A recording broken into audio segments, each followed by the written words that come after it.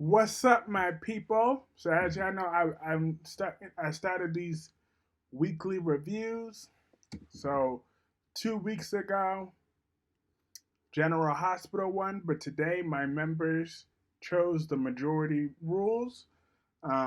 Those votes happen every Friday for members only, and the Young and the Restless won this week. So I'm reviewing. I'm going to be talking about the main overview of the Young and the Restless of last week. I might not get every single detail, but I'm going to talk about the major highlights that was enjoyed last week, starting with Billy Abbott. He was the character of the week last week. For Thursday's episode, he said the absolute truth that Victor Newman is a bully. I'm like, thank you. Praise the Lord. I'm glad he told Johnny and Katie that.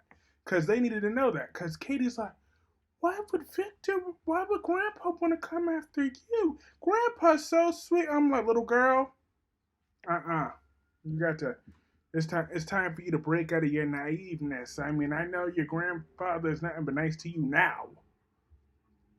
But I'm glad her little blinders are off now. Because your grandfather's a cranky old bully, has been for 40 years. And he's just greedy, like Johnny said. And you see them sirens that should have came? They should have came and locked Victor Newman's ass up a long time ago. But he keeps doing shit over and over and over again. He keeps screwing people over. He keeps committing crimes. He keeps doing shit. And he never, ever, ever has to suffer any sort of consequences. Like, he went to prison for, 5 seconds? No. Like, this man, he needs to be stopped. And I think Billy should finally be able to be the one to do it, because Billy's such a screw up in his own right. That would just hurt Victor even more, getting defeated by Billy. All right, there's got to be this David versus Goliath, like they did that. So let Billy actually win this time. I think that would be wonderful. And I just thought, and Victoria had the nerve to get mad, talk about, why would you villainize? How could you villainize my dad? Billy's like, because it's the truth. He is the villain. He very much is. Victoria, you don't like it? That's too fucking bad. I'm just saying, she's a pain in the ass. And so was her father. So I sided with Billy. And I hope that Chelsea does not take Adam back. Because Adam on Friday's episode, he was a dog. I told y'all, Adam's a dog lately. He was all up in Sally's face talking about, come on, baby, please give me another chance. Come on, don't throw away your feelings for me. Come on, let's restart. Let's give us one more shot. Sally's like, I don't want nothing to do with you. I'm trying to heal. Bye. Then he said, all right, fine, I'll go. Then he tried to spit that same game on Chelsea. I'm like, Adam, stop acting like women are supposed to fix you. You can fix your damn self when you want to. But you don't want to. And he want to give himself a pat on the back because he didn't play Captain Saberho this time when Sharon was bugging. I'm like, because there's nothing you could do about Sharon. I'll get on Sharon's ass in a minute. But there's nothing you could do for crazy Sharon anyways. But you think Chelsea's supposed to jump for joy because of that? Hell no. That you minded your business and just gave your niece some solid advice. That was a good thing, but I don't get how Adam expects some sort of brownie points for that. I don't see it. Don't see it at all.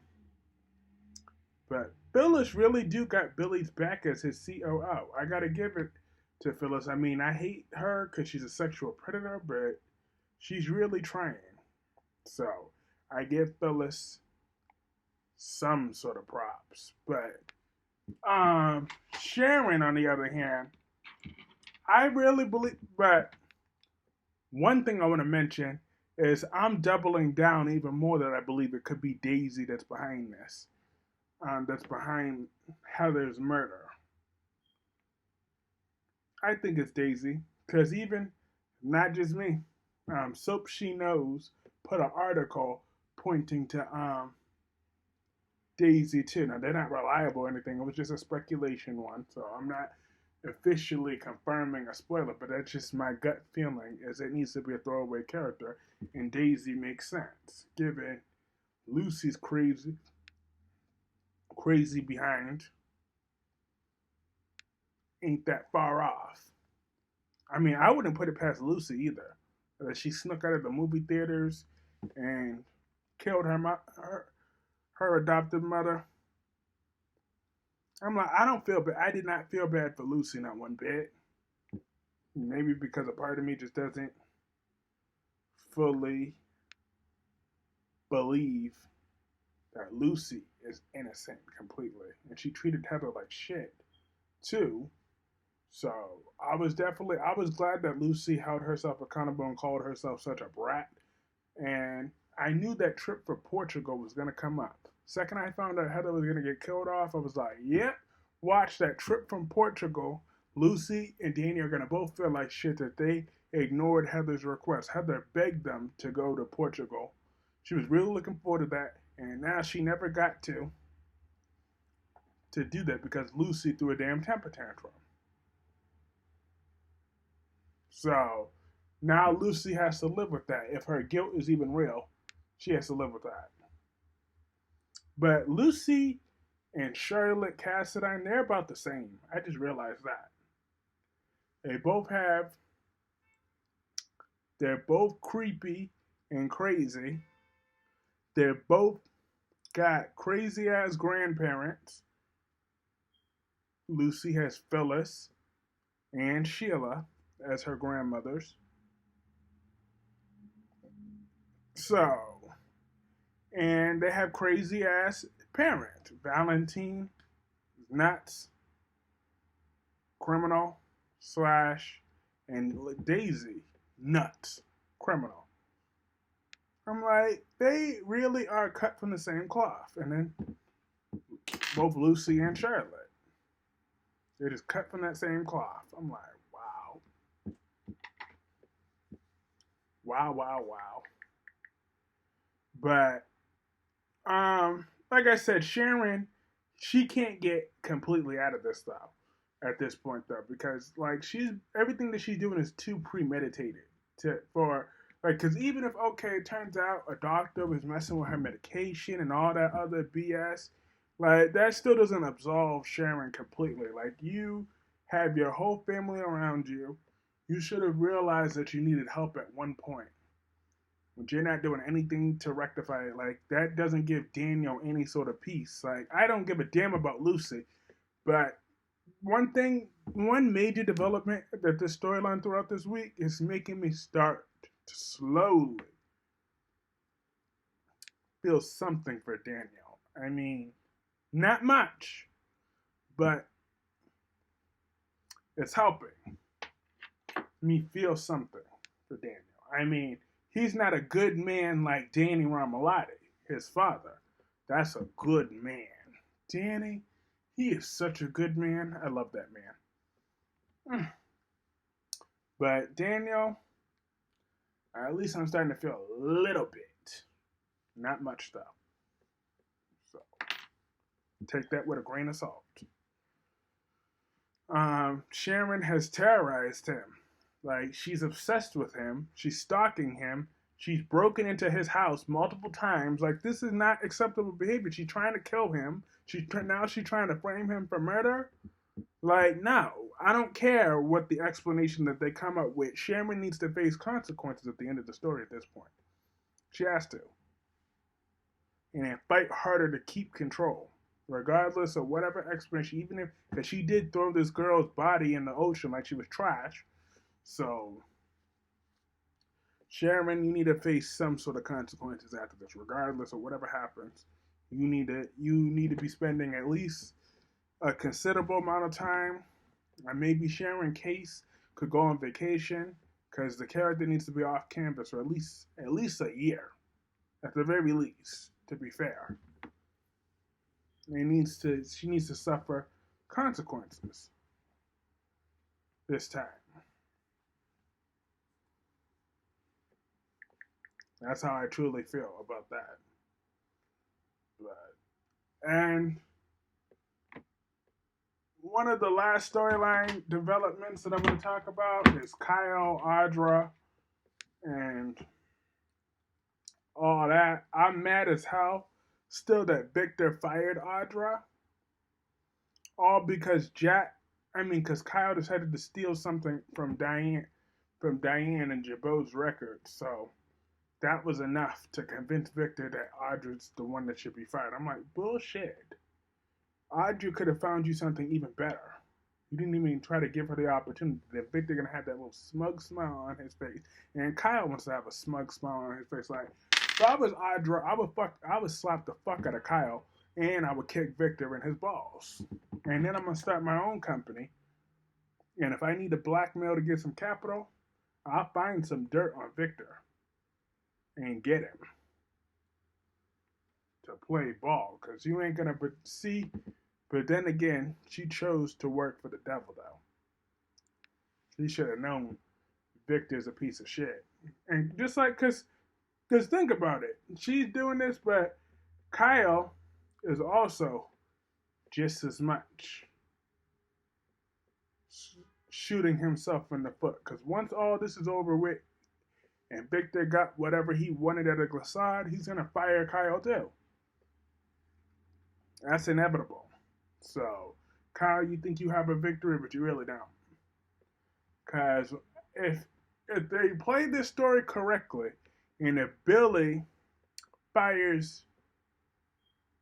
if Billy is able to succeed at beating Victor, then all what's going to happen is once he fails at that, he'll put his ex-stripping, pill-popping, alcoholic, stretch mark, long back, heifer wife in charge. That's all he's going to do. He's going to put Nikki's going to be the one running glissade when it really gets up from under the ground after he tries to take over Jabot. That's just what's going to happen. So, Kyle, you're in for a downfall too. I can see that coming from a mile away.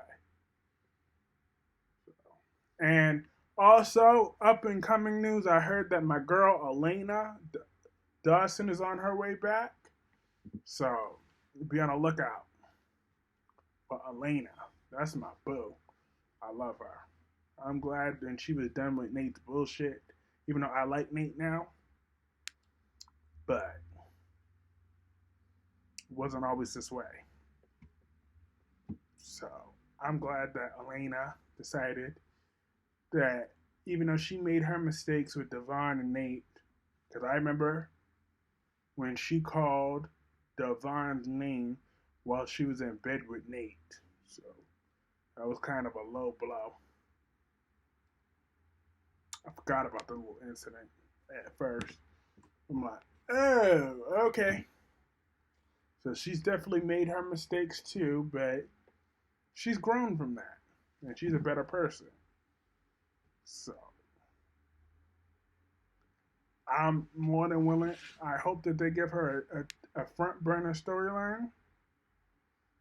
And it's just take it and run from it. All right, that's what I'm hoping. But yeah, so those were the major storylines of the Young and the Restless. Let me know what y'all thought about the Young and the Restless last week. And hit that like button that helps keep this momentum growing. And once again, if you want to hit that join button to become a member, I do these I do these polls every Friday. And then the winning shows the options are either the Young and the Restless, the Bald and the Beautiful, General Hospital, or Days of Our Lives. Like I said, the Young and the Restless had one this week, so that's why. hence this Young and the Restless review. But I will see my members in my members live video in a few hours, and I will see everybody else tomorrow, 9:30 p.m. Eastern.